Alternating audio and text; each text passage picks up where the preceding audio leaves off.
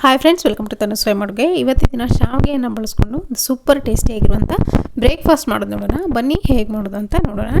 ನಾನಿಲ್ಲಿ ಒಂದು ಕಡಾಯಿ ಬಿಸಿ ಇಟ್ಕೊಂಡಿದ್ದೀನಿ. ಇದಕ್ಕೆ ಒಂದು ಅರ್ಧ ಸ್ಪೂನ್ ಆಗೋಷ್ಟು ಎಣ್ಣೆಯನ್ನು ಹಾಕ್ಕೊಳ್ತಾ ಇದ್ದೀನಿ. ನೀವು ಬೇಕಿದ್ರೆ ತುಪ್ಪದಲ್ಲೂ ಕೂಡ ಶಾವಿಗೆಯನ್ನು ಹುರ್ಕೋಬೋದು. 1 ಕಪ್ ಆಗೋಷ್ಟು ಶಾವಿಗೆಯನ್ನು ಈ ಎಣ್ಣೆ ಹಾಕ್ಕೊಂಡು ಚೆನ್ನಾಗಿ ಹುರ್ಕೊಳ್ತಾ ಇದ್ದೀನಿ. ಮೀಡಿಯಮ್ ಉರಿಲಿ ಇಟ್ಕೊಂಡು ಸ್ವಲ್ಪ ಜಾಸ್ತಿ ಹೊತ್ತು ಹುರಿಬೇಕಾಗತ್ತೆ. ಇದು ಸ್ವಲ್ಪ ಗಟ್ಟಿ ಶಾವಿಗೆ ಆಗಿರೋದ್ರಿಂದ ಸ್ವಲ್ಪ ಟೈಮ್ ತೊಗೊಳುತ್ತೆ ಹುರಿಯೋಕ್ಕೆ. ಪೂರ್ತಿ ಗೋಲ್ಡನ್ ಬ್ರೌನ್ ಆಗೋವರೆಗೂ ಹುರ್ಕೋಬೇಕು. ನೀವು ಮನೆಯಲ್ಲೇ ಮಾಡಿಸಿರುವಂಥ ಶಾವಿಗೆ ಆದರೆ ಬೇಗನೆ ಫ್ರೈ ಆಗುತ್ತೆ, ಅದು ಜಾಸ್ತಿ ಸಮಯ ತೊಗೊಳ್ಳಲ್ಲ. ಇದು ನೈಲಾನ್ ಶಾವಿಗೆ ಆಗಿರೋದ್ರಿಂದ ಸ್ವಲ್ಪ ಜಾಸ್ತಿ ಸಮಯ ಬೇಕಾಗುತ್ತೆ. ನೋಡಿ, ಕಲರ್ ಈ ಥರ ಟರ್ನ್ ಆಗಬೇಕು, ಅಲ್ಲಿವರೆಗೂ ಫ್ರೈ ಮಾಡಿಕೊಂಡು ನಾನಿಲ್ಲಿ ಗ್ಯಾಸ್ ಫ್ಲೇಮ್ನ ಆಫ್ ಮಾಡ್ಕೊಂಡು ಇದನ್ನು ತೆಗಿತಾ ಇದ್ದೀನಿ. ನೋಡಿ, ಒಂದು ಬೇರೆ ಪ್ಲೇಟ್ಗೆ ತೆಗೆದು ಇಟ್ಕೊಳ್ತಾ ಇದ್ದೀನಿ ಸೈಡಲ್ಲಿ.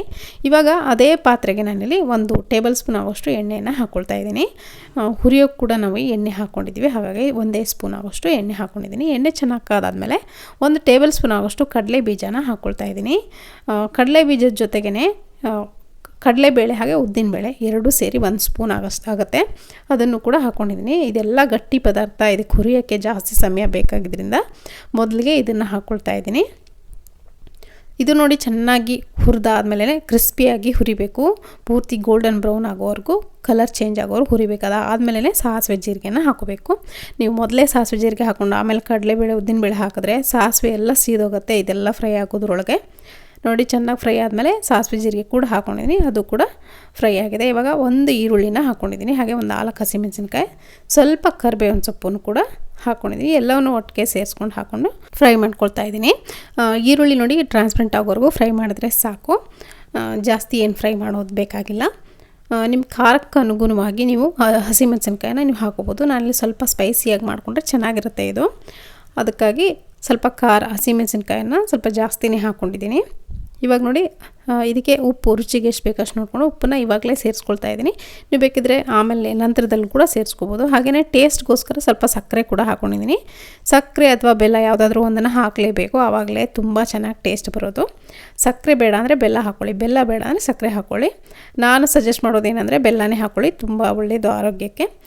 ಇದಕ್ಕೆ ನೋಡಿ, ಇವಾಗ ಚೆನ್ನಾಗಿ ಮಿಕ್ಸ್ ಮಾಡ್ಕೊಂಡು ಆದಮೇಲೆ ನಾನಿಲ್ಲಿ ಒಂದು 3 ಗ್ಲಾಸ್ ಆಗೋಷ್ಟು ನೀರನ್ನು ಸೇರಿಸ್ಕೊಳ್ತಾ ಇದ್ದೀನಿ. 1 ಕಪ್ ಆಗೋಷ್ಟು ನಾನಿಲ್ಲಿ ಶಾವಿಗೆನ ಹುರ್ಕೊಂಡು ಇಟ್ಕೊಂಡಿದ್ದೀನಿ. ಅದು ಗಟ್ಟಿ ಶಾವಿಗೆ ಆಗಿರೋದ್ರಿಂದ 3 ಕಪ್ ಆಗೋಷ್ಟು ನೀರನ್ನು ಸೇರಿಸ್ಕೊಳ್ತಾ ಇದ್ದೀನಿ. ನೋಡಿ, 3 ಕಪ್ ಆಗೋಷ್ಟು ನೀರು ಹಾಕ್ಕೊಂಡು ಚೆನ್ನಾಗಿ ಮಿಕ್ಸ್ ಮಾಡ್ಕೊಳ್ಳಿ. ಇದು 1-2 ಕುದಿ ಬರಬೇಕು, ಅಲ್ಲಿವರೆಗೂ ಇದನ್ನು ಬಿಟ್ಬಿಡಿ, ಚೆನ್ನಾಗಿ ಕುದಿಯೋಕ್ಕೆ ಬಿಟ್ಬಿಡಿ. ಇಲ್ಲಿ ಅರಶಿನ ಸೇರಿಸ್ತಾ ಇಲ್ಲ, ಅರಶಿನ ನಿಮಗೆ ಇಷ್ಟ ಇದ್ದರೆ ಸೇರಿಸ್ಕೋಬೋದು, ಕಲರ್ಫುಲ್ಲಾಗಿ ಮಾಡ್ಕೋಬೇಕು ಅಂತ ಅನ್ನೋದಾದರೆ ಅರಶಿನ ಸೇರಿಸ್ಕೊಳ್ಳಿ. ನಾನು ಅರಶಿನ ಹಾಕ್ಕೊಳ್ತಾ ಇಲ್ಲ, ಸ್ಕಿಪ್ ಮಾಡಿದ್ದೀನಿ. ಇವಾಗ ನೋಡಿ, ಚೆನ್ನಾಗಿ ಕುದೀತಾ ಇದೆ ನೀರು. ಕುದೀತಾ ಇರೋಂಥ ನೀರಿನಲ್ಲಿ ಆವಾಗಲೇ ಹುರಿದಿಟ್ಕೊಂಡಂಥ ಶಾವಿಗೆಯನ್ನು ಹಾಕ್ಕೊಳ್ತಾ ಇದ್ದೀನಿ. ನೋಡಿ, ಶಾವಿಗೆ ಹಾಕ್ಕೊಂಡು ಚೆನ್ನಾಗಿ ಮಿಕ್ಸ್ ಮಾಡ್ಕೋಬೇಕು. ನೀರು ಜಾಸ್ತಿ ಹಾಕಬೇಡಿ, ಯಾವುದೇ ಕಾರಣಕ್ಕೂ ಶಾವಿಗೆ ಬಾತ್ಗೆ ನೀರು ಜಾಸ್ತಿ ಹಾಕಿದ್ರೆ ಮಾತ್ರ ಮುದ್ದೆ ಥರ ಆಗುತ್ತೆ, ಚೆನ್ನಾಗಾಗಲ್ಲ ಟೇಸ್ಟು. ತಿನ್ನೋಕ್ಕೂ ಕೂಡ ಅಷ್ಟು ಇಷ್ಟ ಆಗಲ್ಲ ತಿನ್ನೋರಿಗೆ. ಹಾಗಾಗಿ ಸ್ವಲ್ಪ ಉದ್ರುದ್ರಾಗಿ ಮಾಡಬೇಕು ಅಂದರೆ ಸ್ವಲ್ಪ ನೀರನ್ನು ಕಡಿಮೆ ಹಾಕೋಬೇಕು. ಆದ್ದರಿಂದನೇ ಮೊದಲೇ ನಾನು ಶಾವಿಗೆನ ಹುರ್ಕೊಂಡ್ಬಿಟ್ಟಿದ್ದೀನಿ ಚೆನ್ನಾಗಿ. ನೋಡಿ, 1 ಕಪ್ ಶಾವಿಗೆ 3 ಕಪ್ ಆಗೋಷ್ಟು ನೀರು ಪರ್ಫೆಕ್ಟ್ ಆಗುತ್ತೆ ಅಂತ ಹೇಳ್ಬೋದು. ನೋಡಿ, ಚೆನ್ನಾಗಿ ಮಿಕ್ಸ್ ಮಾಡ್ಕೊಂಡಿದ್ದೀನಿ. ಇವಾಗ ನೋಡಿ, ಶಾವಿಗೆ ಯಾವ ಥರ ಕಾಣಿಸ್ತಾ ಇದೆ, ಜಸ್ಟ್ ಮಿಕ್ಸ್ ಮಾಡಿದ್ಮೇಲೆ ಶಾವಿಗೆ ಕಾಣಿಸ್ಬೇಕು ನೀರಲ್ಲಿ. ಇವಾಗ ಮುಚ್ಚಿ ಲೋ ಫ್ಲೇಮ್ನಲ್ಲಿ ಬಿಡ್ತೀನಿ. ಒಂದು ಅರ್ಧದಿಂದ 1 ನಿಮಿಷ ಬಿಟ್ಟರೆ ಸಾಕು.